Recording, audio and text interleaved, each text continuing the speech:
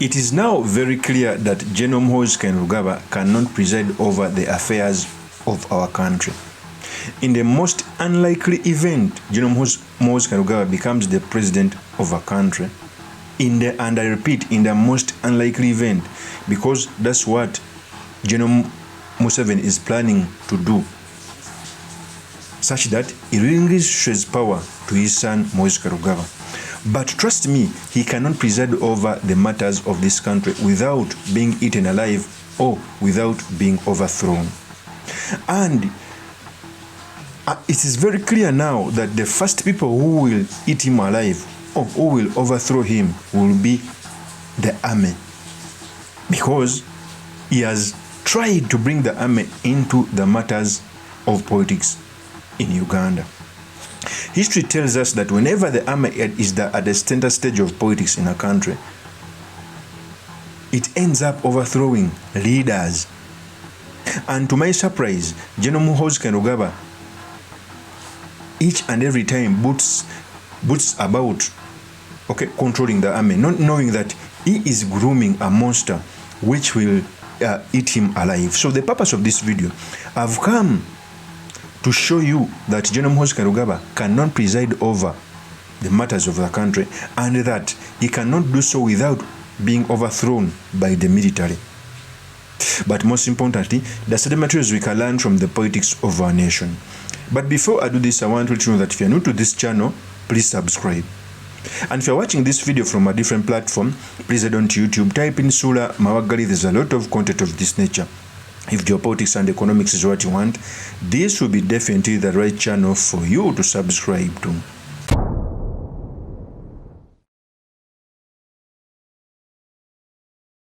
General MUHOOZI Kainerugaba has each and every day shown interest in presiding over the affairs of a country after his father. And we all know that a plan was rolled out. In fact, it was first said by the then General Sajusa, saying that Museveni is grooming his own son to become president, until it came alive. But after seeing what General MUHOOZI normally tweets, you clearly see that he has a low temperament. He doesn't know where Uganda is. He doesn't know where Uganda is from or where it's going. And this clearly shows that in the most unlikely events he ascends to the presidency, he cannot even lead the country for a period of time without being sabotaged or without being overthrown by the army. Because history tells us that whenever you involve the army in the policy of the country, that is the recipe you got. I want to take you down the moral lane to show you examples of when leaders have come out to use the army in the policy of the country. The army has backtracked and overthrown them. And I hope you learn a lesson. One, I'll start from our beloved country, Uganda. I remember Obote, the first prime minister, used the army to settle politics, to overthrow the then president, Mutesa.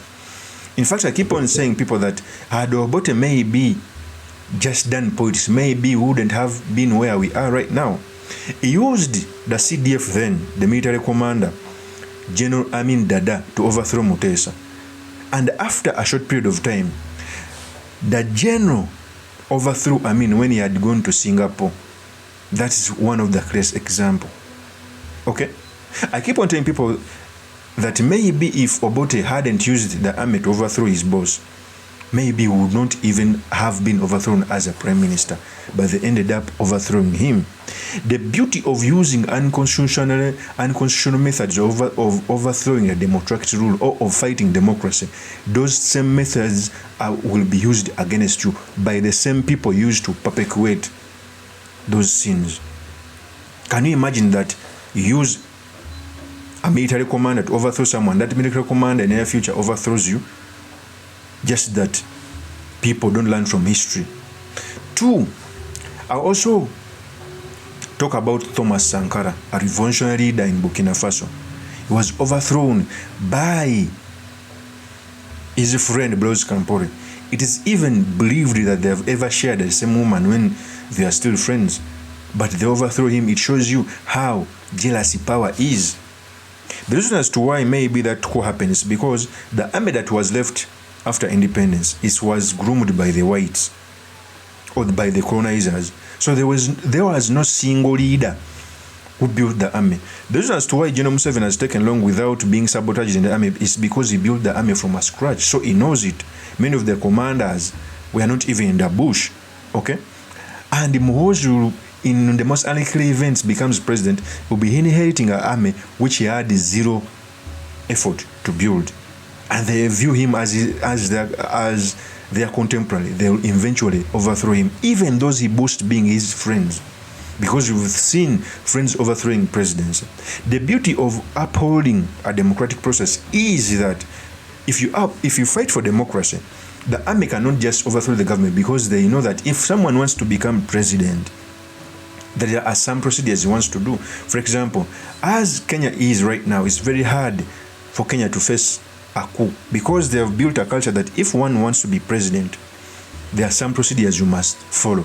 So if MUHOOZI is fighting a democratic rule in Uganda, he's breeding a monster that will overthrow him. And some of his friends in the army will be the first people to try him, charge him, even sometimes killing him, because we've seen that in history where Blaise Compaoré killed Thomas Sankara. And we shall be the people making videos telling those who have killed you that it is undemocratic. Example 3.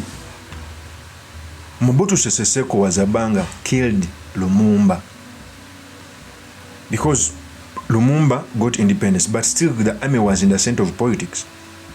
In the pictures, Mobutu Sese Seko used to stand behind saluting Lumumba. At the end of the day, they overthrew him. It's because the army was normally built by the whites. In the same scenario here that the army has been built by General Kaguta Museveni, it will not automatically go in the control of General Kaguta Museveni. And for me, I feel bad that General MUHOOZI Kainerugaba is fighting democracy in the country, not knowing is building a monster which will overtake democracy, which will also eat him alive, because monsters have no friends, and building a dictatorship is a monster. Number 4, General Iko Tokota overthrew Kwame Nkrumah. It's the same. He used to stand behind him. General MUHOOZI Kainerugaba, those people clap for you. They don't like you. They may like you because your father is around, but they will be the first person to go against you.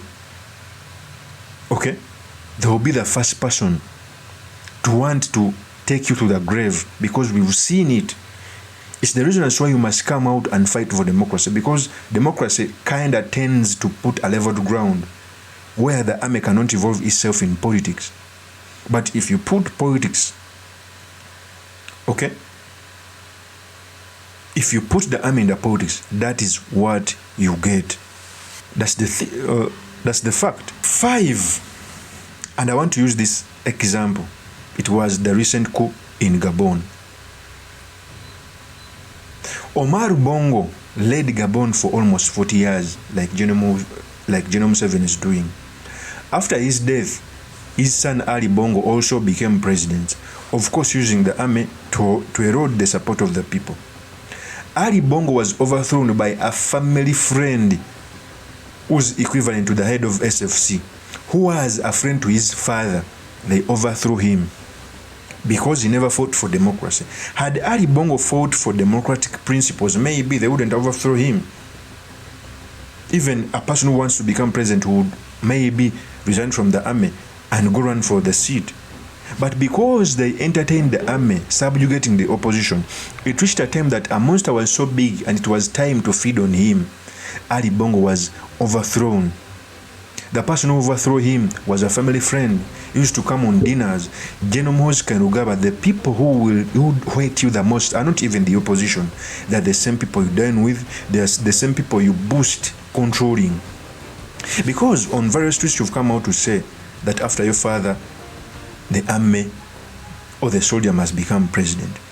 And in that regard, you mean it's you. Not knowing that there are very many soldiers who would want to become president. And since you're using undemocratic principles, downgrading the democracy in the country, overriding the constitution, they would want to use the same things against you when they are grabbing power from you. And guess what? We shall be the people who will come out to say that they are doing bad, even though you are also doing bad. So there is nothing good like upholding democracy in a country. And if you don't learn that, our country is slowly moving to a failed state, as we are all looking. A CDF coming out to threaten other opposition leaders, to threaten that he will behead them, to threaten them that he will kill them. It is so unfortunate. General Museveni, among the very many leaders who have had luck, General Museveni has luck. He's a dictator, but he has so much luck and favor. Even being a bad leader, you may not have the same. Instead of boasting about the military, you rather boast about the people's support. Because at the end of the day, the people's support is supreme. The army can change any time. Those generals you boast controlling that they will take over the country, they can eat you alive. We've seen it in history. Okay, William Tolbert was shot at Sierra Leone by one of his commanders. It is very possible to come here in Uganda if you don't fight for democracy. Okay? If you don't fight for democracy, the monster you are building of overriding the constitution, of taking opposition leaders as the enemies of the country, is the same monster that will skin you alive. And of course, we have a duty of fighting for democracy. We shall be here telling them to release you, telling them how they have not followed the constitution. But since you've also paid opposition leaders in the same currency, it will be too late. Of course, that's my opinion. Do me comments by commenting about this. Thank you very much for listening in. If this is the first time on this YouTube channel, I implore you to subscribe, like, and comment so that I can be motivated to do more of such videos.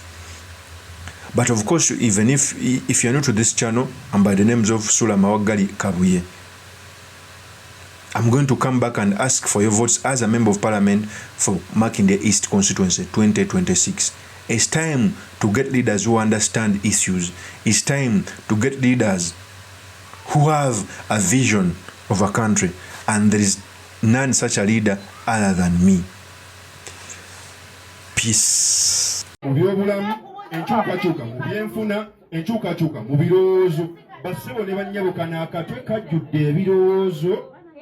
Byosobola okutwala ku ttebo nga byankizo ne tufuna kye tuyigamu.